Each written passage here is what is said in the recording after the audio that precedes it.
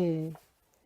이번에는 위로부터의 영성 살펴보겠습니다. 네. 이런 이야기가 있는데요. 영적 삶의 길은 대개 위로부터의 영성으로 시작한다.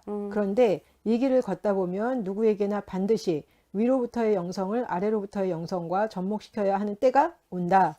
이 두 길을 잘 접목시킬 때 영성의 길을 걷는 사람은 활기를 유지하면서 건강하게 살아갈 수 있다.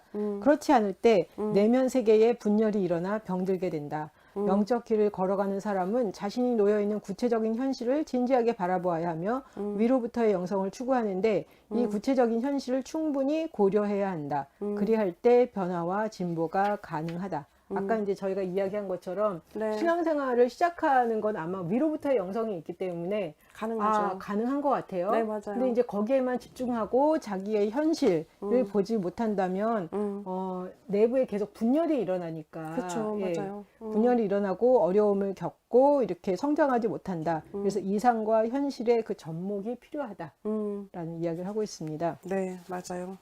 또 하나는 우리가 하나님의 아들, 딸이라는 사실을 실존적으로 체험했을 때 우리는 산상수훈 말씀들을 실천할 수 있다. 반면 산상수훈을 도달해야 하는 이상적인 요소로 보면서 실천해 나가야 하는 것을 인식하면 그 내용대로 살아가는 것이 힘든 일이라는 것을 알기 때문에 내적인 번민과 분열에 빠진다. 그래서 진짜 이렇게 내 안에 이렇게 하나님의 은혜가 충만할 때는 그래 그러지만 하다가 이렇게 좀 많이 딸릴 때 네네. 은혜가 딸릴 때 이렇게 딱 산상수훈을 보면 헉 소리가 나는 거예요. 그쵸. 네, 쉽지 않죠, 마음이. 예.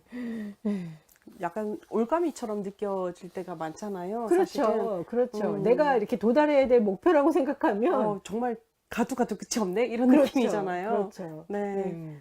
근데 나의 존재를 보면서 이제 나에서부터 이렇게 보기 시작하면 그냥 내 존재가 회복이 되면 그거는 이제 내가 회복된 만큼 이렇게 갈 수 있으니까 그렇죠. 오히려 맞아요. 가하다라는 생각이 좀 들더라고요. 그러니까요.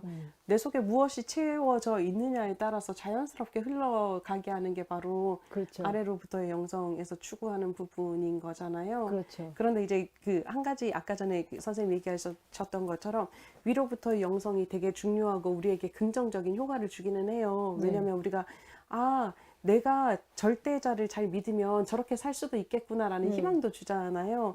그런데 이제 그 영성 자체가 현실의 바닥을 두지 않으면 사실 병든다라고 얘기를 한 부분인 좌절밖에 거잖아요. 안 되더라고요. 그렇죠.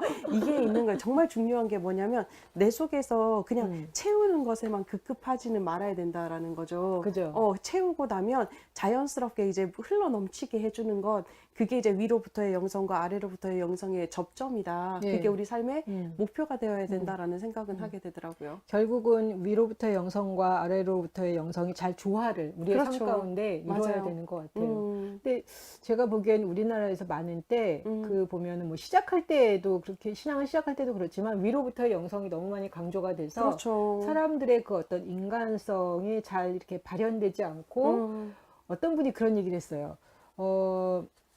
사람들이 교회를 한 10년 다니면 진짜 이상해진다고. 10년? 네. 10년 넘어서 이상해졌나? 갑자기 점검을. 네, 그게 무슨 얘기였냐면 네. 이 얘기인 거였어요. 그러니까 위로부터의 영성을 추구하다 보니까 네. 이 자기 안에서 분열이 일어나고 자기 안에 그런 이중적인 모습들이 보이는데 이거에 대해서 전혀 이렇게 자기 성찰이 안 된다. 되고 맞아요. 예. 네. 그래서 어떤 분들은 이제 자기는 구원받았으니까 천국 가니까 그걸로 됐다 그리고 뭐 막 살아내고 자기 그렇죠. 현재 삶을 보지 못하는 모습들. 네.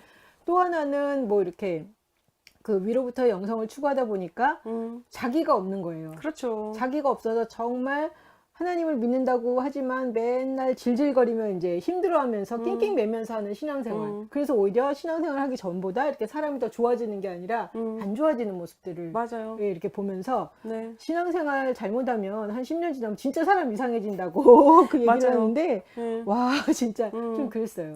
그렇죠. 우리 스스로의 모습도 마찬가지인 부분인 거예요. 내 성격 자체, 내 이상향이 있잖아요. 내가 어떻게 그렇죠. 살았으면 좋겠다라고 생각하는 거. 근데 그게 없으면 사실 삶의 자체가 무의미할 수도 있잖아요. 그쵸. 그냥 주어진 대로 살아가는 것은 맨날 똑같은 톱니바퀴를 도는 것 같긴 하지만 그래서 우리는 항상 꿈을 꾸고 이상을 가지고 있고 우리 모습에 이제 변화를 꿈꾸고 있잖아요. 그런데 그 변화만 꿈꾸게 되면 병자가 되는 거죠. 그렇죠. 왜냐하면 이제 그렇게 살 수 없는 나 자신에 대해서 절망할 때도 있고, 그쵸. 아니면 내가 그렇게 살아가는 것처럼 착각할 수도 있는 거고요. 리플리즘 군처럼 이제 그러다 보면 이제 우리는 분열이 되고 머리에 꼭 꽂고 살아갈 수밖에 없는 상황이 되는 거죠.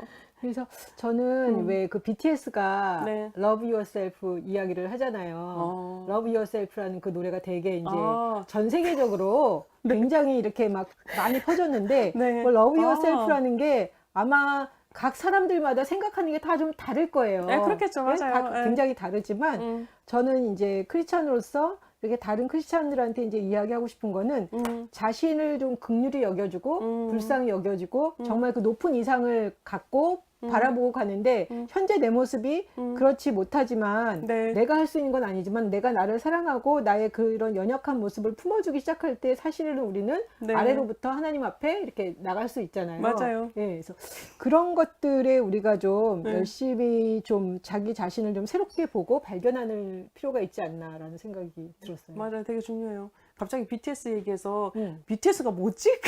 방탄소년단. 아, 그러니까요. 제가 예, 예. 몰랐네요. 순간적으로. 네, 제가 잘 모르기도 하고, Love Yourself라는 노래도 사실 네. 못 들어봐서, 네. 아, 그런 노래를 만들었구나, 애들이. 그 노래로 전 네. 세계적으로 막 이렇게 열풍이 일어났어요.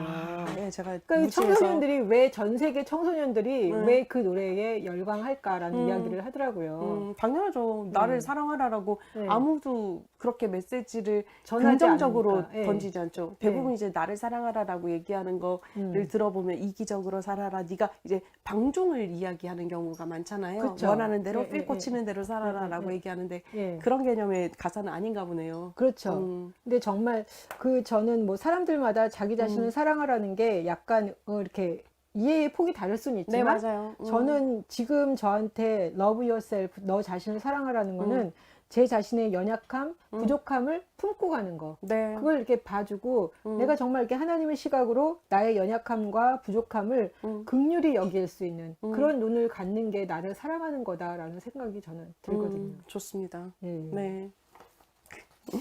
이 위로부터의 영성 부분에서 네네. 나누고 싶은 이야기들 좀 해주시면. 저는 이제 아바스의 좌우명 이야기가 나오잖아요. 이분이 이제 그 소속되어 있는 그 공동체의 아바스, 그러니까 스승님의 개념이죠. 너는 내가 생각하고 있는 것보다 훨씬 더 많은 가능성들을 지니고 있다라고 이야기를 해준다라고 얘기를 해요.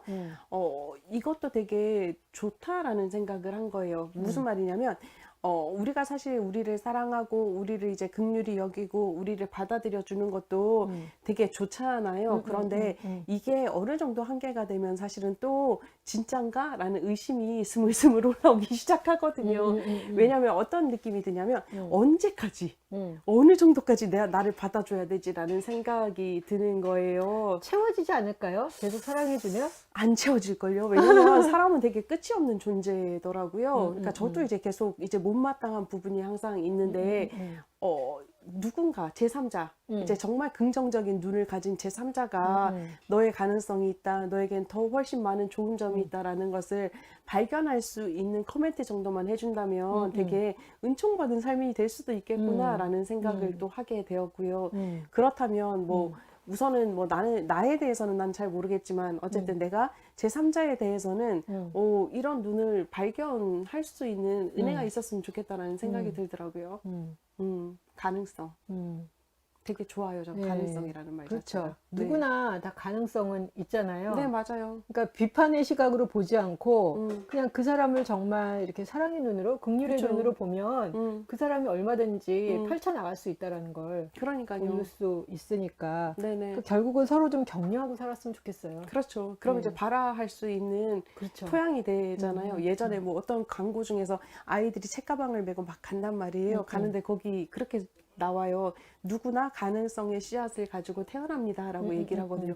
전 너무 감동적이었어요. 아, 그렇구나. 맞아. 내가 바라보는 사람들이 가능성의 씨앗이 있는 사람들인데 그럼 그 씨앗을 발화할 수 있는 능력이 있는 사람이 있고 씨앗을 발화하지 못하는 사람이 있잖아요. 삶의 토양의 환경에 따라서. 그러면 이제 그 씨앗을 발화할 수 있도록 그 씨앗이 혼자 발화할 수 있도록 힘을 주는 사람의 역할이 진짜 중요하구나. 내가 그렇게 살아야 되겠다라는 생각을 한 적이 있었거든요. 정말 이렇게 잘 봐주고 격려해주고 그렇죠. 도와주고 그러다 보면 그렇죠. 가한 것 같아요. 그러니까요. 네. 되게 따뜻해요. 네,